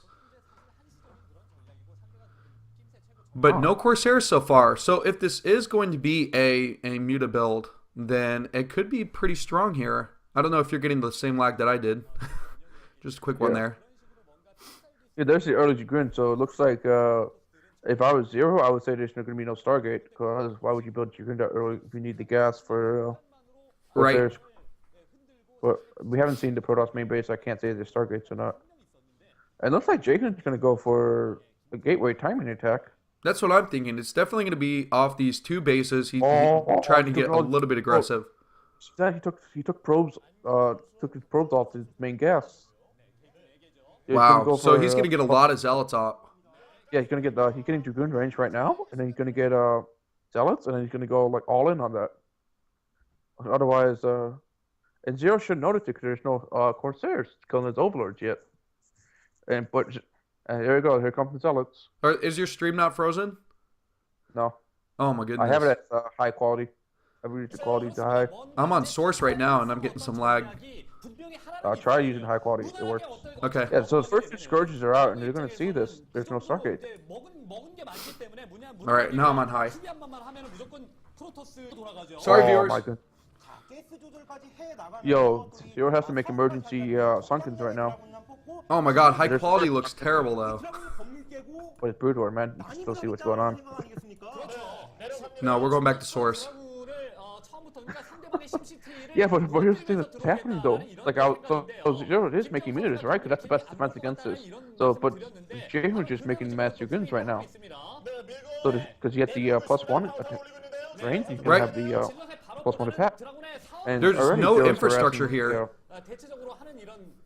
Oh wow, Killer's meters already in Zero's base. Sorry, Zero's meters already in the main base of Jehun. While Jehun's actually going in for the attack. Will it work? Drones are being pulled. The Zerglings are heading to the Dragoons, but it looks like oh, the second sunken will go down. Oh my goodness, Zero's in huge trouble. You have to pull these meters back. Where are the Zerglings? Where are the rest of the units? There's 4 Dragoons and a Zealot right now against 4 meters. Oh wow, and this bust, it might actually happen here. The drone's trying to defend, but the sunken colony already goes down. Is he going to be able to get the second one? It's a little bit out of range. He's now focusing it down with his Dragoons. And now he finally does get that focus. A lot of Zealots do die to those drones, and the Muta's coming back to defend. One of them almost gets picked off here, and now the clump is good enough to engage against these Dragoons. And it looks like Zero is going to be able to push back these Dragoons just a little bit now. And I don't know that this is completely all in, but there's going to be a shortage of gas for the transition into the later game. If Jehun doesn't win outright here, he won't have any of those later tech units. A lot of Zerglings do come out to defend. Also, the Dragoons are going to get bunched up here, trying to retreat to that bridge, and it's going to be really difficult to get all his units out of there alive. No probes mining inside of that natural base either. They are returning from the main, and Jehun is going to be able to normalize now. Another thing I'd like to point out though is the fact that what's interesting to know is that Zero had so much warning and scouting of the fact that this type of attack was coming, but he still lost so many Sunkens and hatcheries. I think he lost his natural hatchery, didn't he? Or maybe that could lie, but he still lost a bunch of extra drones that he needs to lose. And it looks like the Stargate's not going to come up for Jehun, so we'll still see some Corsair play, hopefully. We have Dragoons making a defensive perimeter around the... and that is a huge amount of Dragoons inside of that natural mineral line there. I wonder how difficult... Obviously, the probes can glitch through the units, so it's not going to block them from mining. Making 2 Stargates. He's going to have the... double Corsairs now. It looks like he might be producing +1 weapons on the air attack. I didn't get to see though. Yeah, that was +1 because he already has range on his Dragoons, so that's not going to be a problem, obviously. So going for the +1 air, what if it's going to be 2 base carrier? No, that would be insane, but obviously that's not going to happen. Double Stargate is going to come out instead, and he might need to look forward to taking a 3rd base once he gets enough Corsairs to push out and be defensive. Then Jehun's only plan right now because he's so behind. Because his timing attack failed. Because he was able to hold it off. It looks like Zero's going to sit back. Mako, he's going to take his 4th base pretty soon. He already has the drone down there to take it. Jehun's going to push out again a little bit. And Zero does see now the double Stargate inside of the main base. Took a little bit of a risky dive there as Dragoons try and push out and maybe pick off a Muta. Does not happen though. The drone just got stuck in an unreachable location. Oh my goodness! So the Corsairs just like fly over to the natural, and then you see these random Oh drones my there. goodness. Yeah, I see that. That is awesome. you're, you're like 10 seconds ahead, so you got to delay your laughter. Okay. So looks like Jaehoon's gonna move out. He's gonna try to peek in, but looks like Zero already has lurkers on the way. And oh wow, Zero's gonna go for the run by. Oh, he kills off the cannon. And will he get the? Oh, he's attacking the cybercore. Oh, it's a huge problem for Jaehoon. He might even lose the natural. Man, this is absolutely critical. The lurkers are defending at that natural base, so Jaehoon really can't get anything done. There's no observer out with his army, and the Ling's in here now. I think that Zero is going to take this game. It's definitely just looking too dire for him now, not mining at his natural base. Can the Hoon hold on? That's the ultimate question here. There's just tons of red streaming in.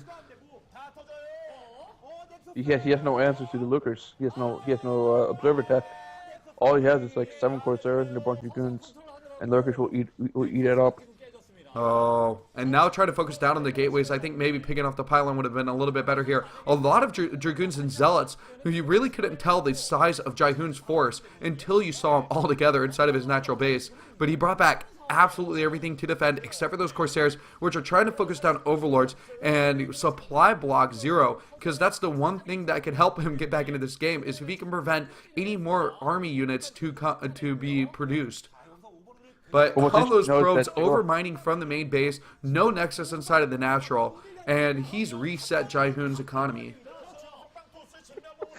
That drone is still there. Oh my goodness, how did that drone even make it there?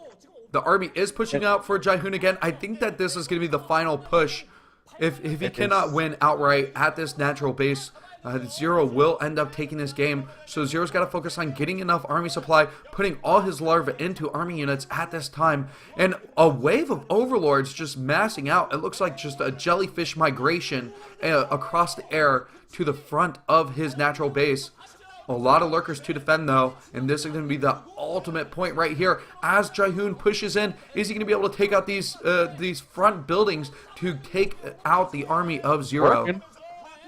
He's getting the Hydrogen down, but he's going to lose his observer though. That's the biggest problem here. He lost it. He needs to recall in a new observer. Wow. Man, that spore colony was actually paid off very well, as the only unit it had to focus on was that observer at the time here. 2 lurkers do come in from the back. Is there going to be enough at the front though? Zero is trying to produce more sunken colonies. Is it going to be enough though? These Dragoons doing a lot. Only +1 attack though. No armor, no plasma shield upgrades here. The mutas die very quickly. And this is incredible that Jaehoon is still able to hold on. The Nexus is coming up, but this is the rest of his army. Remember that there's a 4th base for Zero at this time. And even if he loses the natural, he will be okay. Yeah, but also note that he hasn't actually killed off the natural. Zero's still mining off it and has a bunch of Sunkens and Lurkers just sitting back. And Jaehoon has to wait for the second observer before he can come in again. Like, he might just be shooting away at the Dragoons, but again, those Lurkers are keeping Zero alive here. And now plenty of Sunkens have been finished up. Few Zerglings mixed in too. The observer is here, and I just don't think this is enough. Without storms, you're seeing how difficult it is to deal with this lurker pressure here. Hydras do come in, mix it up, and this is a push out for Zero as he wants to kill off Jaehoon's units as best as possible. Looks like Jaehoon's going to try to go for the 3rd base of Zero. That the natural didn't work out, but he has no storm. Dragoons and Zealots are just not going to cut it. And he only has what, +1 attack? Nothing else? Right? Just with that +1, and Zero is going to be able to defend at his 3rd just as well as he's been defending the natural base. So it's not going to be too difficult for him. He has nice infrastructure, lots of lings, lurkers morphing in, and those 2 sunken colonies. And what the observer just showed is that there is a possibility for backstab with lings if Zero decides to go for it. And looks like Jerry's going to try to go for it. That's just Zero just simply has too much stuff. And now he's going to There get it is, sandwiched in Jaehoon. between Lings and Lurkers. I don't know if Jaehoon's army can escape this. This is the end. That's going to be the swarm. GG, everybody. Jaehoon himself. Wow. That was I don't just know what to complete say, man. ownage, in my opinion. That was. That was dominance by the Zerg King.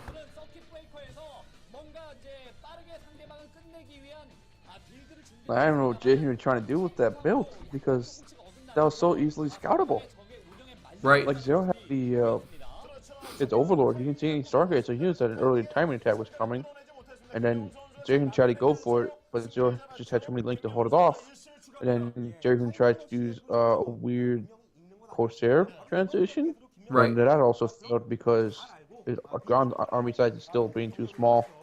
And then he tried to do another ground army attack, and that failed because Zero already had lurkers out, and as well as the economy to support a bunch of Sunkens and constant link production.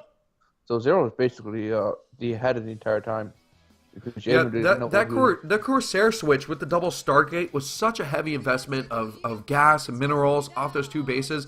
And by the time that happened, Zero was already moving on from his game plan to the next level of the game with those lurkers and lings and hydras all mixed into his army. So by the time he was able to get enough Corsairs, they were irrelevant. And that's definitely not where you want to go as a Protoss player from this heavy gateway attack. He gave up on his timing. He felt like his game plan wasn't going to work anymore if he didn't deal with those Mutalisks. But with the critical amount of Dragoons that he was going towards, he should have been able to defend it and possibly just go for an expansion and go for a greater macro game. But instead, Jaehoon, he wanted to stick to his game plan and stay off those two bases.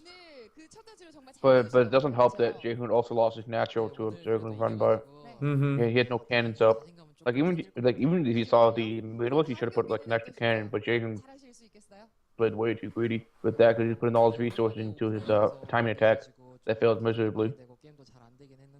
Because he was rallying Dragoons, or like two Dragoons at the time, at his to Zero's natural, and Zero just ran in with 12 Zerglings and basically killed off Gateway, Pylon, Cannon, and then Nexus, and got away with it completely. Right. So that's basically what made Jaehoon lose the game right there. Well, bottom line, I think with Jaehoon's performance, that he has no chance against Hero, and that's pretty much going to put him out. Even if he can beat Haya, there's no way he's going to win against a Zerg opponent, and that pretty much is his executioner once he beats Hero. Yeah, but the other thing I also want to point out that Zero didn't really play that much of a clean game there either. Like his execution could have been a little bit better considering the scouting that he got early on. Like I don't think he should have lost that many buildings, or maybe like lose just only one sunken at most. He lost like 3 sunkens. Right. They're just too many to hold. So it looks like we're going to go into another commercial break. Something like that for the last game tonight. It's going to be Free versus Hmong. The only non-Zerg game of tonight. Could be very exciting, though. I think Free versus Hmong could be good if Free can bring his A game.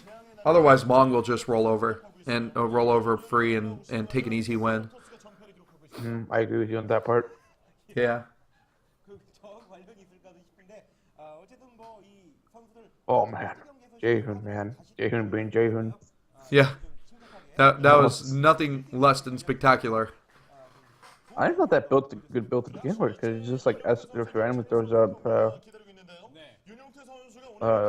4 gateways and then makes the choose guns. Like generally when I see that happen, you should have the zealot speed as well, right?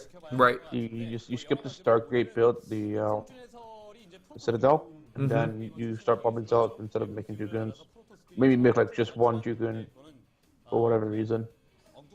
It looks like Jaehoon just made like 4 zealots and then he just kept pumping Dragoons the rest, and that what made the early link so effective against holding. Right. It's such a questionable move considering and your experience of watching ZVP, playing ZVP, that Dragoons just aren't a good early game unit. Not even in the mid game are they that great. against Zerg because their primary unit in the beginning is Zerglings. To defend, you make Zerglings. To attack, you make Zerglings. So that's all you dump your minerals into when you need to absolutely have units.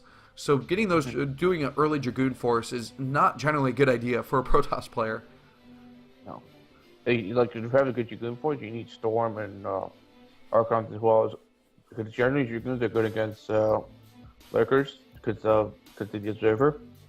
If you like range Lurkers and start picking them off, but other than that, Dragoons aren't really that much of a useful unit. Especially when you Zerg come in for the surround and get all that surface area. Right. And the Dragoon itself.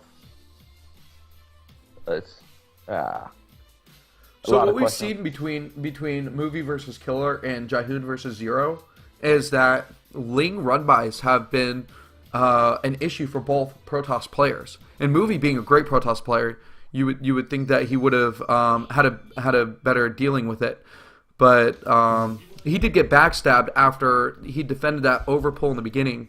The Lings later were able to run in through the gaps. So it's just a really wide choke point and one of those more difficult naturals to defend throughout the whole game. Mm-hmm.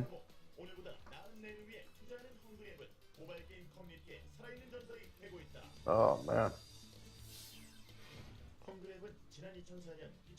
All right, well, quick break, guys, and we'll be back in a minute. Yeah, coffee break for both of us, looks like.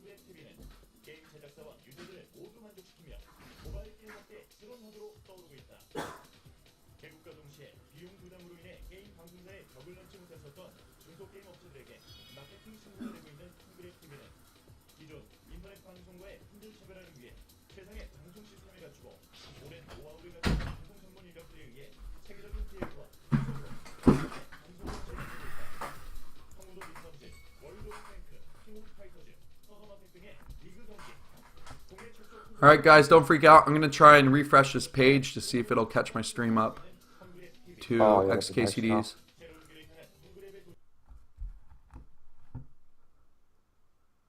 Yeah, no fun when I'm like 6 or 7 seconds behind. Oh man, that does remind me though. It's just all these phone game commercials. I need to catch up my own games. I think I got some stamina now, so I can run some extra dungeons. Mm-hmm. Shout out to playing Pad. Any other Pad players in the chat? Oh God, your shameless Pad promotion. Yo, I need more Pad friends, man. XKCD needs more maxi pads. Not like this, no. Oh shit, I just opened up Visual Studio.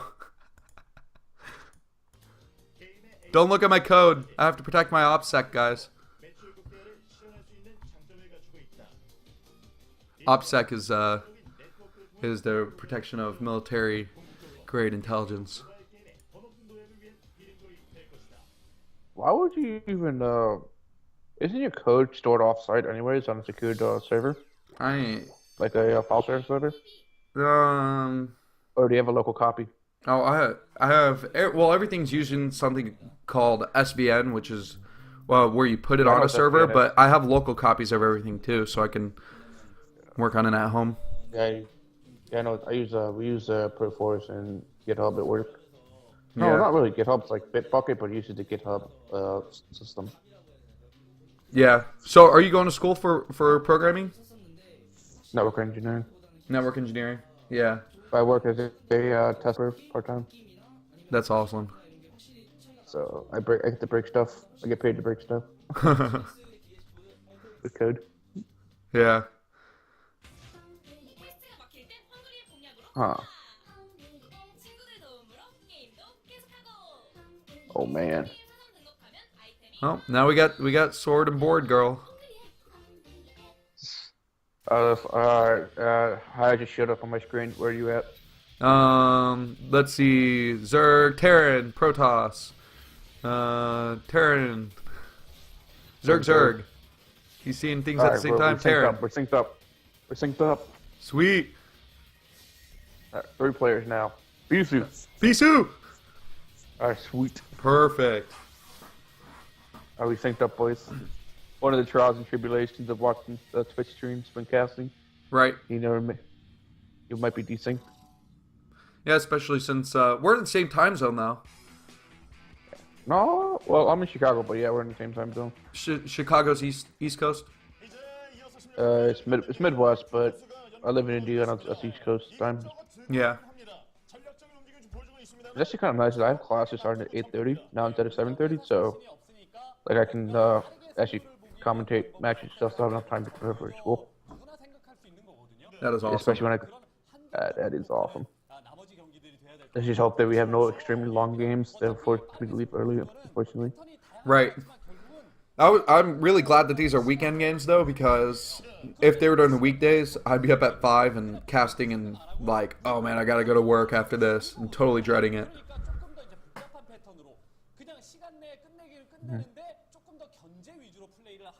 You work on Sundays? Sunday, man.